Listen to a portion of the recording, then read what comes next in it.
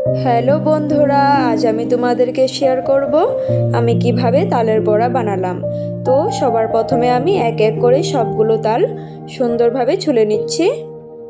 সবগুলো তাল আমি ভালো করে ছুলে নেব।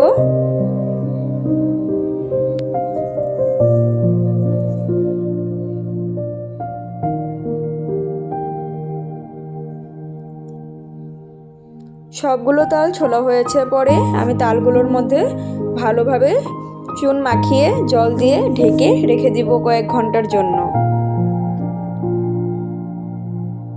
তারপর আমি তালগুলো ভালো করে তালগুলোর থেকে রস বের করে নিচ্ছি।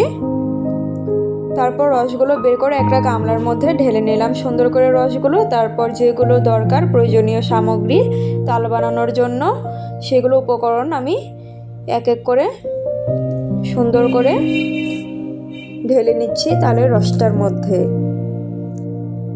তারপর চিনিটা আমি আমাদের প্রয়োজন অনুযায়ী দিচ্ছি, আমরা যতটা মিষ্টি খাই ততটা। তারপর এগুলোকে সুন্দরভাবে মিক্স করে আমি মেখে নিব। তারপর আমার মাখা হয়ে গেছে পরে একটা কড়াইতে তেল গরম করতে বসিয়ে দিয়েছিলাম এবং সুন্দর করে তালের রসগুলো এক এক করে বড়ার মতন করে ভেজে নিচ্ছি লাল লাল করে।